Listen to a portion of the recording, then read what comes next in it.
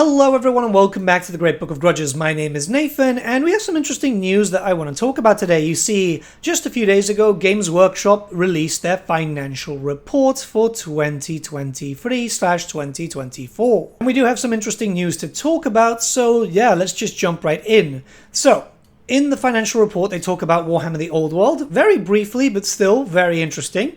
In January, we expanded our fantasy offer with the return of Warhammer the Old World, first launched in the 1980s. Sales suggest that it's appealing to both new and veteran hobbyists alike. As with everything we do, we have grand plans for the years ahead. So, we already knew a few things here, but let's talk about this because we do have to break it down a little bit. Firstly, they call Warhammer Fantasy Warhammer the Old World. You know, it's like the return of Warhammer the Old World.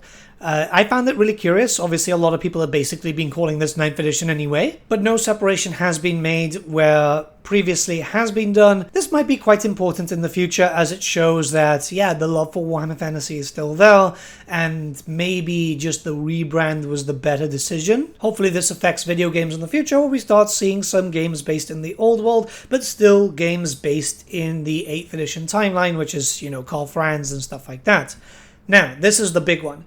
Sales suggest that it's appealing to both new and veteran hobbyists alike. Veterans would be people like me, I guess. I've been here since I was 4 years old. I've been stupidly painting up a lot of stuff. You guys will be seeing me post a video near the end of this month painting 2,500 points of Savage Orcs in a week. But the big thing here is new hobbyists. So new people are joining the hobby. This is very obvious because thanks to stuff like Vermintide and Total War Warhammer, people have been coming in.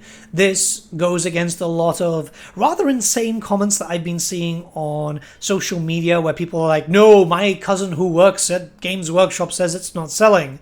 Maybe this will shut them the hell up. Because yes, new people are joining the old world, Warhammer Fantasy in general. It's something that I've noticed fairly recently. I've been traveling to some matters, and I've been popping around to different hobby shops and so on, even popped down to a few tournaments in Spain. There's a lot of new blood, and this is great. This means that it's going to get supported more and more if it's getting a lot of sales. We also know this from a previous announcement that Games Workshop did in one of the blogs, where they said, yeah, this is selling more than anticipated, so we're going to put more time into this. But a blog can easily be updated. Now we're seeing it in a financial report, which is going out directly to its shareholders. And then them saying that they've got plans for the future ahead. We more or less know what's going to be happening because they've stated some plans and hopes that they would like to do. Prior to the release of Old World, there was the Warhammer Fest Q&A session where they did say, well, you never know, campaign books could come out. New armies and factions that we don't have just yet, not counting like the core factions. And then, yeah, we've seen a lot of backtracking from Games Workshop. One of the big things saying that they never were going to update the stuff for the legacy factions, and then they started getting some updates in the Q&A. Sure, some nerfs and so on, but it's still better than nothing because it shows that they're willing to go back on their word there and throw even more support. I know some people are hoping for Kislev and Cafe, which they've recently said there's no current plans for. It's likely that, yeah, they're waiting to see how everything goes before they start putting a lot more dev time into that. We also have some news not directly related to the financial report, but Games Workshop randomly posted some pictures of stuff that isn't coming out yet, isn't in pre-order. This is stuff for the dwarfs, basically confirming what's likely going to be in the second wave. So the miners, the Dwarf King, which is the old Belagar model, the Slayer of Legend, which is pretty much just the old Grombrindle model, the cannons and organ guns, stuff that's still missing, by the way. All this stuff is still not purchasable by itself. For the war machines, we've got the 2 gyrocopters, so a separate box that won't be attached to the battalion box, and then finally the Grudge Pony, which is one of the carts that are returning from way back in the day. This is pretty much just Dwarf Wave 2. The fact that they posted that no context means that maybe we're going to start seeing stuff happening a little quicker. I don't know, something is just telling me that, and if that's the case, then, well, things are going to look good for us. I'm expecting stuff to go a little bit quicker now that they've had a financial year to see how well things perform. To be honest, I wouldn't mind more rapid-fire posting for the armies. We're still missing the Chaos Warriors, Empire, Wood Elves, High Elves, and Beastmen. Oh god, I forgot about the Beastmen. The sooner that they're out here, the more likely that we can start seeing new stuff come in and not just going back into the older stuff and finding some old Forge World stuff too. Don't get me wrong, I am absolutely loving that. Here's hoping that they'll do a reprint of the Marienberg landship at some point. But, yeah, I'm feeling fairly optimistic. Now, if only they could sort out their stock issues, well, then I can end up getting stuff that I want. Once Chaos Warriors come out, I'm going to want to buy a bunch of Chaos Knights. It's something that I've been wanting for quite some time so I can finish up my Chaos armies. And I just know what's going to happen. Sold out. We also have some news regarding the Amazon deal, which I think is very important to talk about. As we announced in December 2023, we've entered into an agreement with Amazon Content Services, a subsidiary of Amazon.com, for the prospective development by Amazon of Games Workshop's Warhammer 40,000 universe into films and television series, together with associated merchandising rights. Under the terms of agreement, Games Workshop has granted exclusive rights to Amazon in relation to films and television series set within the Warhammer 40,000 universe, together with the option to license equivalent rights in the Warhammer Fantasy universe, following the release of the initial 40K production. Games Workshop and Amazon are working together for a period of 12 months, ending in December 2024, to agree creative guidelines for the films and television series to be developed by Amazon. The agreement will only proceed if the creative guidelines are mutually agreed between Games Workshop and Amazon. We will update you accordingly. So we're going to have to wait until the end of this year to find out what's going on here, but this is very important because there's been a lot of brain-dead fucking morons, and I'm just going to say that outright, who have been clickbaiting, going, oh, Games Workshop and Amazon are fighting, and blah, blah, blah, blah, blah. Nothing has been fully agreed just yet. The TV series isn't dead, and there's people dragging Henry Cavill under the dirt, which is baffling, to be honest. It's just a lot of stuff, or then going, yeah, no, Games Workshop have made Cavill angry, he's disappeared, blah, blah, blah, blah, blah.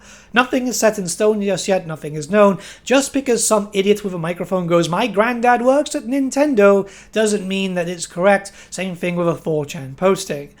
I am still not really keen on Amazon. I can be very honest with you there, as historically they have screwed up a lot of IPs. However, and this is something quite important to talk about, they've seemed to have done quite well with the Fallout series. I really did enjoy that. I don't know if maybe that's just me, but I liked it, and before you guys start complaining in the comments going, oh, blah, blah, blah, they did this, they did that, even Timothy Kane, who is someone very important to the historical significance of Fallout, and by the way, one of the most wholesome guys on YouTube, I must admit, as, yeah, he does blogging now, well, vlogging, yeah, he liked it, so it's obviously hitting the correct bells here. So if a Warhammer series can be done with the same respect that the Fallout franchise did get, yeah, it could end up being quite good. And then lastly, video games, which we should talk about since this is a video game based channel mostly. During the period, our licensing partners launched 3 new games, 2 PC/console and 1 mobile game. We also saw revenue from established games that continue to perform well, many years after their launch, for a mixture of added content and continued marketing. Particular launches of note were Rogue Trader and Warpforge. So yeah, Rogue Trader did pretty well. It's not my type of game, mostly because of the inconsistency for voice acting, but the gameplay is very solid. I've not played Warpforge, but I've heard some good things about it. The thing of the, yeah, you know, it's still making money is probably likely from Total War Warhammer, where DLC is still selling well, not counting Shadows of Change, and stuff like microtransactions for Darktide, despite it not really doing too well right now, and Vermintide. That one sells quite a lot.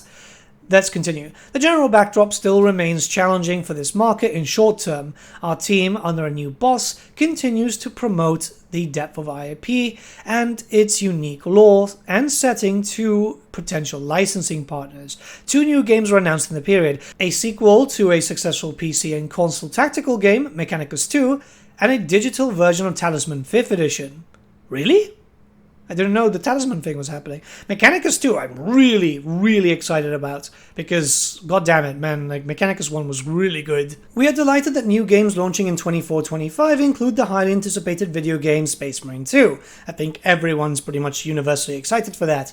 There's, interestingly enough, no mention for Speed Freaks, which is releasing very, very soon, and no other mention of, well, pretty much anything else. No dev studios have been announcing new titles, which is a bit of a shame. Let's continue to the last paragraph. As a reminder, the viability and ongoing success of any of our licensing deals is broadly out of our control.